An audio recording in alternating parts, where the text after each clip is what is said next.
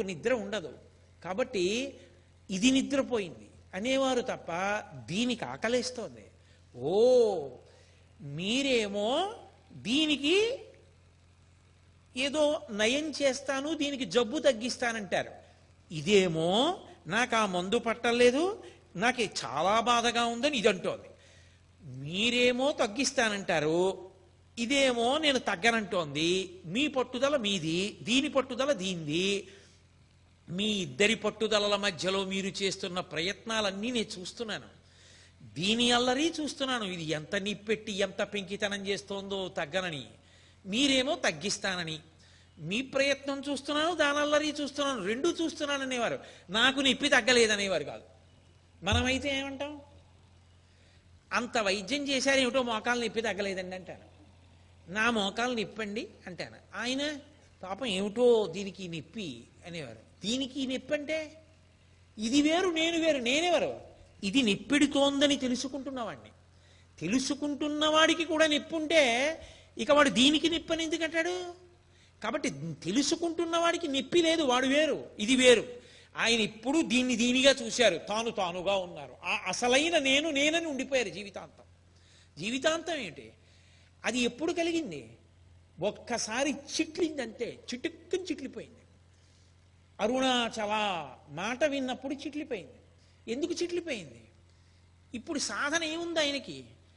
మీకు ఆ ప్రశ్నకి జవాబు వేదం చెప్పగలదు తప్ప లౌకికంగా ఎవరి దగ్గర ఉండదు. సాధన వలన ఉంటుంది. ఏమంటే ఈ పిల్లవాడు గంటలో 150 ప్రశ్నలకి 150 జవాబులు రాసేశాడు, వాడు 30 రాశాడు. వీడు గంటలో 150 ప్రశ్నలకి 150 జవాబులు వ్రాయడం కోసమని 3 నెలల నుంచి ఇంటి దగ్గర పరిశ్రమ చేశాడు. కాబట్టి ఇవాళ బెల్ కొట్టి మళ్ళీ గంట తర్వాత బెల్ కొడితే వాడు 150 బిట్లు ఆన్సర్ చేశాడు. వాడు ఇంటి దగ్గర ఆడుకున్నవాడు గంట కొట్టి గంట మళ్ళీ కొట్టేటప్పటికి గంటలో 150 వాడెక్కడ చేస్తాడు? 30 చేశాడు. ఇవాళ ఆయన పండిపోయారంటే అది గత జన్మల సాధనా బలం. గత జన్మల సాధనా బలానికి ఈశ్వరుడు పలకాలంటే వేదప్రోక్త మార్గంలో నడవాలి. వేదము చెప్పినది మార్గము, ఆ మార్గంలో నువ్వు నడవగలిగితే లక్ష్యాన్ని చేరుకుంటావు. అందుకే ప్రమాణవాక్కు ఏది అని అడిగితే వేదం ఒక్కటే. వేదము ప్రమాణము తప్ప ఇంకా ఏదీ ప్రమాణము కాదు. మీరు ఎక్కడ ఎవరు చెప్పినా అది వేదమునకు వ్యతిరేకం కాకపోతేనే ప్రమాణంగా తీసుకోవాలి. వేద వ్యతిరేకమైతే ఎవరు చెప్పనివ్వండి ప్రమాణం కాదు. మీకు శ్రీరామాయణం యొక్క గొప్పతనం అంతా అదే. రామచంద్రమూర్తి ఎప్పుడు మాట్లాడినా ప్రమాణమైంది. ఎందుకు ప్రమాణమైంది? రాముడు తన సొంతంగా ఏది మాట్లాడ్డం. రాముడు ఏది మాట్లాడినా శాస్త్రం. శ్రీరామరాజ్యం అంటే ఏమిటో తెలుసా? శ్రీరామరాజ్యం అంటే రాముడు కొత్త పరిపాలనా విధానాన్ని ప్రవేశపెట్టాడు, 1/6 వంతు పనులు పుచ్చుకున్నాడు, రహదారికి ఇరువైపులా చెట్లు నాటించాడు, చెరువులు తవ్వించాడు. అది కాదు శ్రీరామరాజ్యం అంటే. శ్రీరామరాజ్యం అంటే యథాశాస్త్రం. శాస్త్రం ఎలా రాజు పరిపాలించాలని చెప్పిందో అలాగే రాముడు పరిపాలించాడు. అందుకు శ్రీరామరాజ్యం. ఆయనలా ఎవరైనా పరిపాలించాడు అంటే దాని అర్థం ఏమిటంటే శాస్త్రాన్ని తప్పకుండా పరిపాలించాడు అని అర్థం. తప్ప శ్రీరామరాజ్యం అంటే రాముడి పరిపాలనకు కొత్త విశేషం ఉంటుంది అలా చూపించాలి అని కాదు. శాస్త్రం ఎలా ఉందో రాముడు అలా ఉన్నాడు అని అర్థం అంతే. కాబట్టి తస్మాత్ శాస్త్రం ప్రమాణంతే కార్యాకార్యం వ్యవస్థితౌ అంటాడు గీతాచార్యుడు. నువ్వు ఈ పని చెయ్యనా ఈ పని చెయ్యద్దా అన్నప్పుడు ఏది ప్రమాణము? ఎవరు చెప్పినా ప్రమాణము కాదు.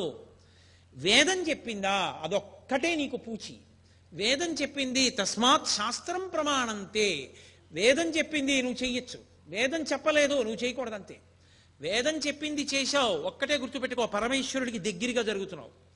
వేదం చెప్పనిది చేశావు, పరమేశ్వరుడికి దూరంగా జరుగుతున్నావు. ఇద్దరూ చేస్తున్నారు పనులు, ఇద్దరిది కర్మే. వేదం చెప్పినట్టు చెయ్యడం భక్తితో బతకడం, వేదం చెప్పనట్టు చెయ్యడం అసలు వేద ప్రమాణమునందు ప్రమాణ బుద్ధి లేకుండా బతకడం. కాబట్టి వాడు ఈశ్వరుడికి దూరంగా జరుగుతాడు.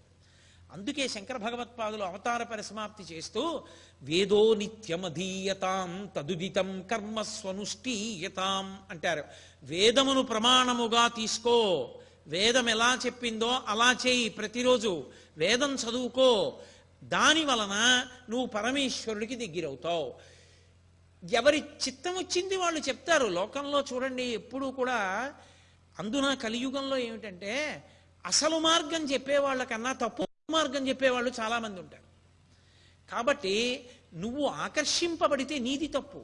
శాస్త్రాన్ని నువ్వు తెలుసుకోవాలి. నువ్వు తెలుసుకుని జాగ్రత్తగా వైదికమైన మార్గమునందు ప్రయాణించాలి.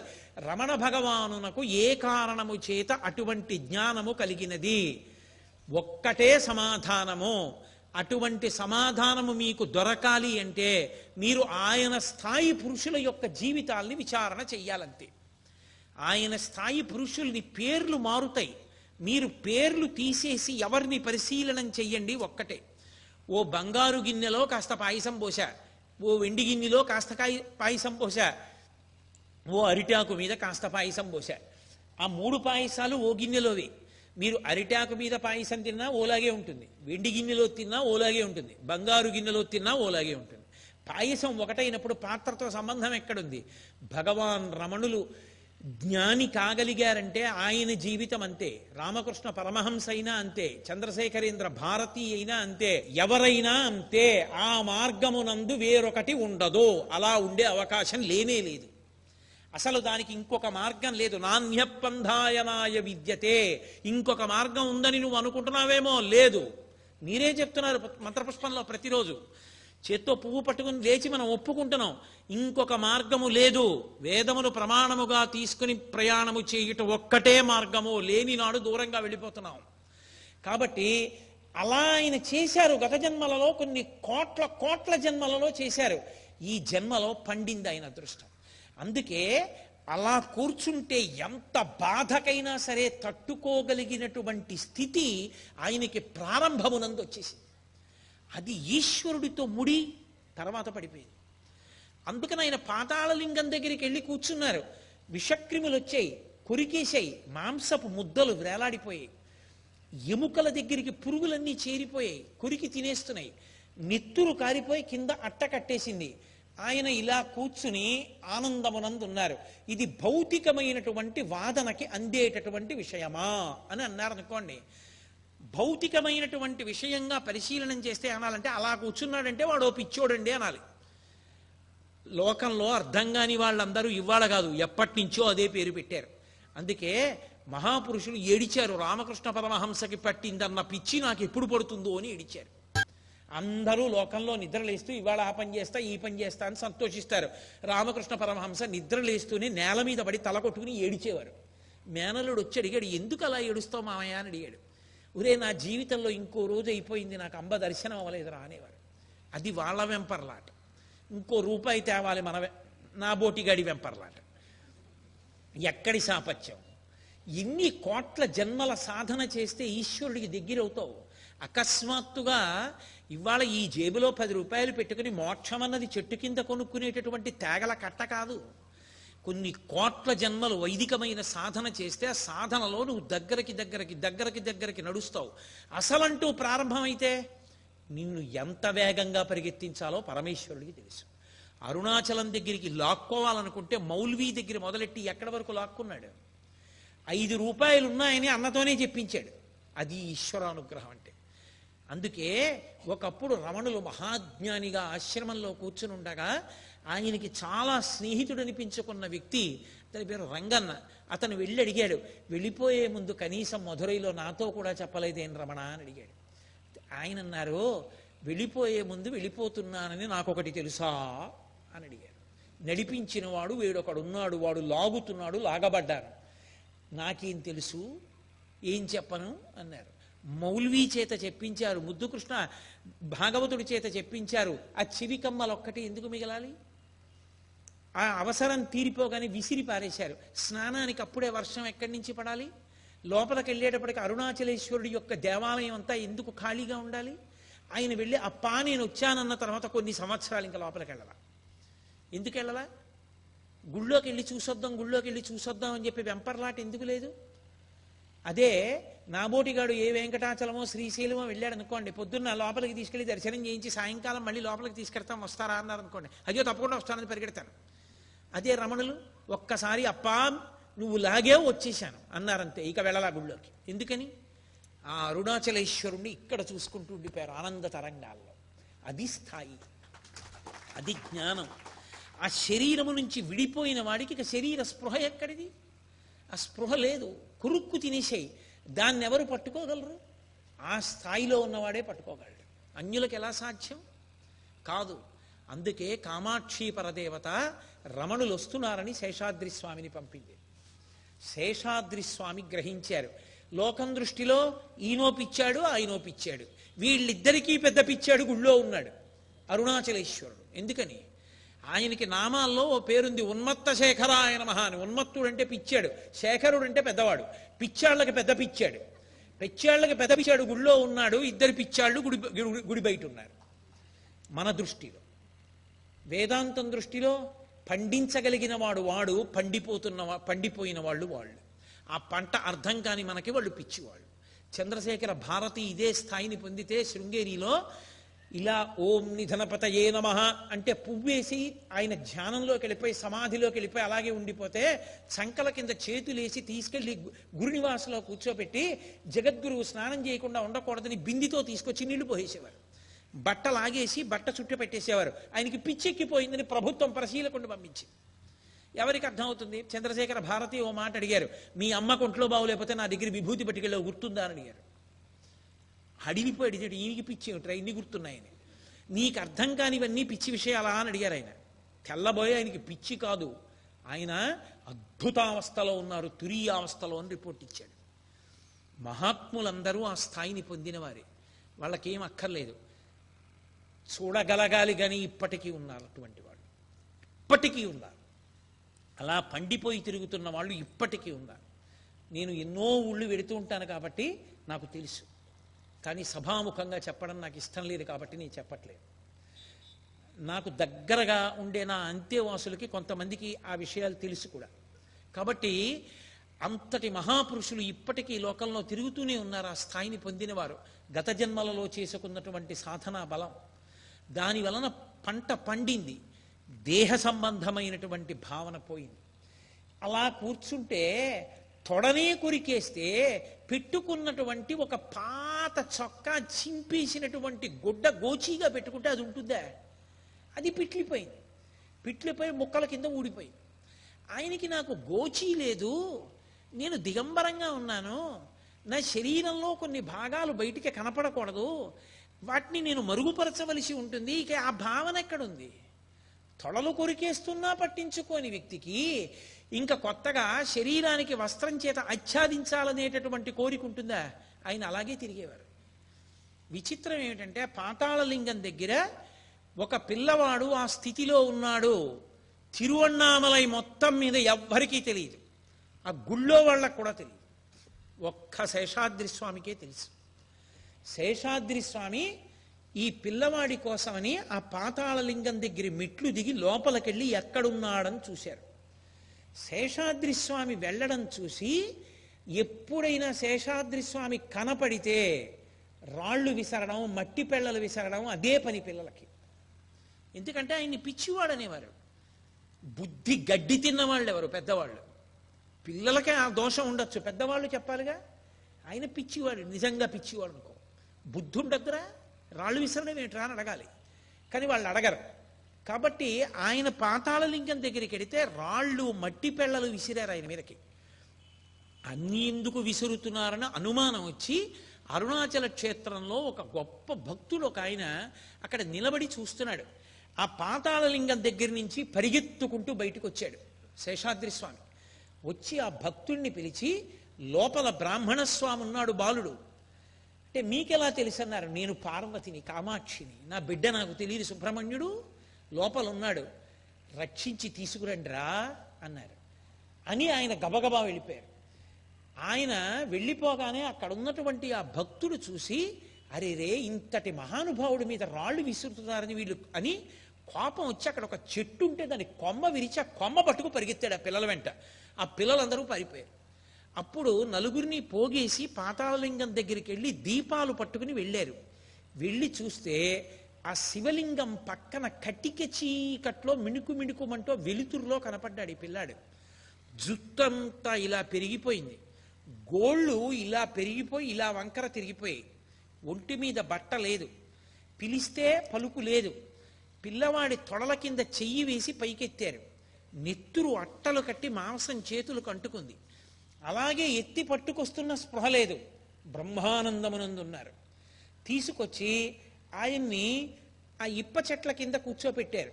ఆ తర్వాత అనేకమైనటువంటి స్థానాలు మారారు. ఆఖరికి గురుమూర్తం అన్న స్థానానికి తీసుకెళ్లారు. అక్కడ ఎవరో అడుగు కూడా పెట్టేవారు కాదు, నడిచేవారు కాదు, భయం. ఇంతంత చీమలు.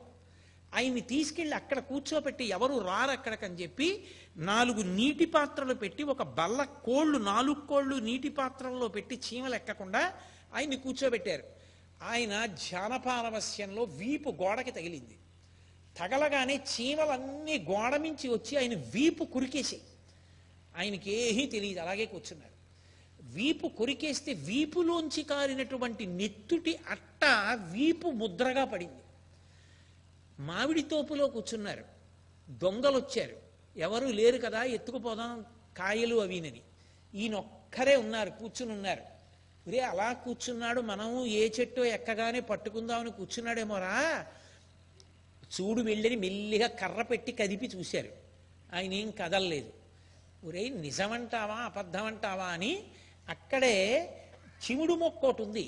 అది ఆ ఆకుని పిండి ఇలా ఒంటి మీద వేసినా సరే భగ్గుమంటుంది. ఆ ఆకులు తీసి పిండి రసం తీసుకొచ్చి వెనక నించుని ఒకడు ఆయన కన్నురెప్పలు పైకెత్తాడు. ఆ రసం ఆయన కళ్ళల్లో పోసేశారు. ఇంకొకడైతే క్షణం నిలబడలేడు, గావు కేకలు పెడతాడు. 2 కళ్ళల్లో ఆకుల రసం పోశారు. ఆయన ఎందుకు కదలిక లేదు. ఆయన అలాగే బ్రహ్మానందం అనుభవిస్తూ ఉండిపోయారు. ఏం చెప్పను రమణతత్వం అంటే అది బ్రహ్మానందం అంటే. అంత గొప్ప స్థితిలో దేహ సంబంధం నుంచి విడిపోయి మహానుభావుడు తపస్సు చేస్తూ ఉండిపోయారు. అంతటి బ్రహ్మానందంలో ఆయన ఉన్నటువంటి రోజులలో ఆయన అక్కడ ఉన్నారు అన్న విషయం కోసం వెతుక్కోవలసిన వాళ్ళు ఒకళ్ళు ఉన్నారు లౌకికంగా. ఆయన ఎంత బ్రహ్మానందంలో ఉన్నారో అంత శోకంలో ఒకళ్ళు ఉన్నారు. ఎవరు? తల్లి ఎలగమ్మ గారు, ఆయన యొక్క అన్న, ఆ తర్వాత కుటుంబ సభ్యులు, బంధువులు, స్కూల్లో పాఠం చెప్పిన వాళ్ళు. మేస్టార్ ఏమైనా అన్నారా? లేకపోతే ఇంట్లో పిన్ని గారు ఏమైనా అన్నారా? బాబాయ్ గారు ఏమైనా అన్నారా? అన్నయ్య ఏమైనా మందలించాడా? లేకపోతే ఏమైనా వికారం పుట్టిందా? మతిభ్రమణం వచ్చిందా? పిల్లాడు ఏమైనా దుర్వ్యసనాల కోసం ఎక్కడికైనా వెళ్ళిపోయాడా? నాటకాల్లో చేరిపోయాడా? రకరకాల ఆలోచనలు. ఒక పక్క భర్త పోయారు, ఒక పక్క కొడుకు ఎక్కడికో వెళ్ళిపోయాడు. పాపం ఆ అలగమ్మ గారు ఏడుస్తూనే ఉన్నారు. ఇంతమంది ఏడుస్తుంటే ఒక్కడు అన్నిటికీ అతీతంగా ఆనందపడుతున్నాడు. అరుణాచల క్షేత్రాన్ని చేరుకున్న తరువాత రమణ మహర్షిలో విశేషమైనటువంటి భగవదానుభవాన్ని పొందడానికి కావలసినటువంటి అవకాశం ఆయనకి చిక్కింది. ఆయన యొక్క చిట్ట చివరి ప్రయోజనం అది తప్ప వేరొకటి ఆయనకి లేదు. ఆయనకి లేదు కాదు, యథార్థమునకు ఎవరికైనా చిట్ట చివరికి పొందవలసినటువంటి స్థితి అది సాధన చేత. కాబట్టి ఆయన కేవలము భగవదనుభవమునందు ఉనిగి తనకన్నా వేరొకటి లేదు అన్న భావనతో అంటే ఆ రకమైనటువంటి ఆత్మ అనుభవంలోకి వచ్చినటువంటి కారణం చేత బ్రహ్మానందం అనుభవిస్తూ ఉన్నారు. దానివలన శరీరం ఎన్ని వైక్లభ్యములను పొందినప్పటికీ ఆయన దాని గురించి స్పృహ పొందలేదు. కానీ అక్కడ సహజంగా కొడుకు ఏమైపోయాడనేటటువంటి ఆర్తి ప్రధానంగా ఉండేటటువంటిది తల్లికి. ఆ తరువాత అన్నదమ్ములకు ఉంటుంది, పినతండ్రులకు ఉంటుంది. ఆ కారణం చేత పిల్లవాడు ఎందుకు వెళ్ళిపోయి ఉంటాడు అన్నది ప్రారంభమైంది. దాని గురించినటువంటి ప్రశ్న ఏదో ఎవరికి నోటికి వచ్చిన మాట వాళ్ళు చెప్పారు. ఎక్కడో బడిలో ఎవరైనా సరిగ్గా చదవట్లేదని దెబ్బలాడారేమో అన్నారు. 3 రూపాయలు పుచ్చుకుని వెళ్ళిపోయాడు. 3 రూపాయలతో ఏం చేస్తాడు, డబ్బు అయిపోయిన తర్వాత వాడే తిరిగి వస్తాడన్నారు. కాదు పిల్లవాడు ఏదో దారి తప్పాడు, ఎక్కడికో వెళ్ళిపోయాడు అన్నారు. ఎవరి నోటికి వచ్చిన మాట వాళ్ళు అన్నారు. అన్నగారు ఏమైనా అన్నాడేమో నాగస్వామి అన్నారు కొంతమంది. కాదు బాబయ్యే ఏమైనా అన్నాడేమో ఆ సుబ్బయ్యర్ గారని చెప్పి కొంతమంది అన్నారు. పినతల్లి ఏమైనా అందా అని కొంతమంది అన్నారు. ఎవరికి వచ్చిన మాట ఎవరికి వచ్చిన ఊహ వాళ్ళు చెప్తూ వచ్చారు. చిట్ట చివరికి ఎవరో ఒక వార్త ప్రచారం చేశారు. తిరుచిరాపల్లిలో నాటకాలకు సంబంధించినటువంటి ఒక సంస్థలో ఈయన సభ్యుడిగా చేరిపోయాడు వెంకటరామన్ అని. వెంటనే పాపం తల్లికి ఆర్తి ఉంటుంది కదూ, అందుకని ఆవిడ ఆ పినతండ్రిని వెళ్ళమని అడిగింది. అప్పటికే సుబ్బయ్యర్ గారి శరీరం విడిచిపెట్టేశారు. ఆ మిగిలినటువంటి నెల్లియప్పయ్యర్ గారు వెంటనే బయలుదేరి అక్కడ భోగట్టా చేసి వస్తే మనిషిని పోలిన మనిషి ఉంటాడు. దూరం నుంచి చూస్తే అచ్చు వెంకటరామన్ ఎలా ఉంటాడో, వెంకటరామన్ అంటే పూర్వాశ్రమంలో భగవాన్ రమణులు అనుకోండి. నిజానికి ఆయన శాస్త్రీయ సన్యాసము అని ఏమీ స్వీకరించలేదు. అరుణాచలానికి 24 కిలోమీటర్ల పరిధిలో దీక్షానియములేమీ లేవు కనుక ఆయన ఎలా బయలుదేరాలో అలాగే కూర్చుండిపోయారు. ఒక కౌపీన ధారణ ఒకటే చేశారంతే. కాబట్టి వెళ్ళి చూస్తే దూరం నుంచి చూసినప్పుడు వెంకటరామన్ ఎలా ఉంటాడో అలాగే ఉన్నాడు. అందులో ఒక నటుడు. అయ్యో వీడు మన పిల్లవాడు కాదని తిరిగి వచ్చారు. కాలం గడిచిపోతోంది, కాలం నిలబడుతుందా? ఎవరి కోసం నిలబడుతుంది? కాలోహి బలవాన్ కర్త సతతం సుఖదుఃఖయో నరాణం పరతంత్రాణం పుణ్యపాపానుయోగత అంటాడు వ్యాసుడు. కాలం నడిచి వెళ్ళిపోతూ ఉంటుంది. ఆ నడిచి వెళ్ళిపోతున్నప్పుడు అళగమ్మగారు మెల్లిగా మనసు దిటవు చేసుకుంది. ఏ కారణం చేత? పరమేశ్వరుడు ఒక చోట దుఃఖాన్ని ఇస్తే ఒక చోట సుఖాన్ని ఇస్తాడు. ద్వంద్వములకు వశులమైపోయినటువంటి మనందరికీ ఎక్కడో ఒక చోట మనసుకి ప్రీతి కలిగిన చోట సేద తీరుతాం, మనసుకు బాధ కలిగిన చోట డసిపోతూ ఉంటాం. ఒక కొడుకు వెళ్ళిపోయాడే అని ఆవిడ బాధపడ్డారు. ఉన్న నాగస్వామికి ఓ ఉద్యోగం వచ్చింది సబ్ రిజిస్ట్రార్ ఆఫీస్లో. కోడలు కాపరానికి వచ్చింది. ఏదో కొడుకు కోడలు కాపరం చూసుకుని ఆవిడ సంతోషపడిపోతున్నారు. అళగమ్మగారి వైపు నుంచి చూస్తే ఒకలా ఉంటుంది విషయం, భగవాన్ రమణుల వైపు నుంచి చూస్తే ఒకేలా ఉంటుంది. ఒకలా కాదు, ఒకేలా. ఇంకొక మార్పు ఉండదు. ఆయన ఎప్పుడూ ఆత్మయందు రమిస్తూ ఉంటారు. కాబట్టి ఒక రోజున వీళ్ళందరూ కూర్చుని ఉండగా ఎవరో పరిగెత్తుకొచ్చాడు. వచ్చి తిరువణ్ణామలైలో ఒక మామిడి తోపులో ఒక పిల్లవాడు చాలా గొప్ప స్థితిని పొందేట. అతను ఇప్పుడు విశేష ప్రచారాన్ని పొందాడు. ఆత్మానుభవమునందు మునిగి ఉన్నట్ట. మీరెవరు అని అడిగితే నోట మాట లేకుండా కాగితం మీద వ్రాసేట తిరుచుళి వెంకటరామన్ అని. కాబట్టి మన పిల్లవాడే, మనం వెళ్ళి చూస్తే బాగుంటుంది అన్నారు. ముందు అందరికన్నా ఆర్తి ఎవరికి? అళగమ్మ గారికే. అందుకని వెళ్ళమని తొందర చేసింది ఆవిడ నాగస్వామిని. ఆయన అన్నాడమ్మా నాకు సెలవు లేదు, కొత్త ఉద్యోగం కదా, వెళతాను తీరుబడి మీద అంటే ఆవిడ ఊరుకుంటుందా? ఆవిడ ఆర్తి ఆవిడిది. పాపం మరిది నెల్లియప్ప అయ్యర్ బయలుదేరాడు. ఆయనతో పాటుగా నారాయణ స్వామి అయ్యరని వేరొక ఆయన కూడా బయలుదేరారు. ఇద్దరూ తిన్నగా మామిడి తోపు దగ్గరికి వెళ్ళారు తిరువణ్ణామలై దగ్గరలో. తీరా అక్కడికి వెళ్ళిన తర్వాత ఆ బాలస్వామి చేసుకునేటటువంటి సాధనకి ఆ ఆనందానికి అందరూ వెళ్ళి చూస్తుంటే అడ్డొస్తున్నారని లోపలికి ఎవ్వరిని పంపించడం మానేసి అక్కడ ఒక ఆయన అడ్డంగా ఉండడం మొదలుపెట్టాడు. ఆయన పేరు కూడా వెంకటరామనాయనార్. వెంకటరామన్ ఈయన పేరైతే అడ్డుపడినటువంటి వ్యక్తి వెంకటరామనాయనార్. ఆయన ఎవరిని వెళ్ళనిచ్చేవాడు కాదు. వీళ్ళు మొరపెట్టుకున్నారు, అయ్యో మేము వాళ్ళ కుటుంబ సభ్యులం, ఒక్కసారి చూస్తామని. నేను పంపను, ఆయన ఏకాంతానికి భంగం కలుగుతోంది అన్నాడు. ఆఖరికి పోనీ కాగితం చూపించండి రమ్మంటే వస్తామని ఆ నెల్లియప్ప అయ్యర్ ఆ మానామధురై అనేటటువంటి ఊరు పేరు పైన ఉన్నటువంటి ఓ కాగితం తీసుకుని మానామధురై ప్లీడర్ నెల్లియప్ప అయ్యర్ అని ఆ సబ్ రిజిస్ట్రార్ ఆఫీస్లో పనిచేస్తున్నటువంటి ఒక ఉద్యోగి నాగస్వామి మిమ్మల్ని చూడవచ్చారు అని పంపించారు. సర్వం శ్రీ ఉమామహేశ్వర పరబ్రహ్మార్పణమస్తు. స్వస్తి.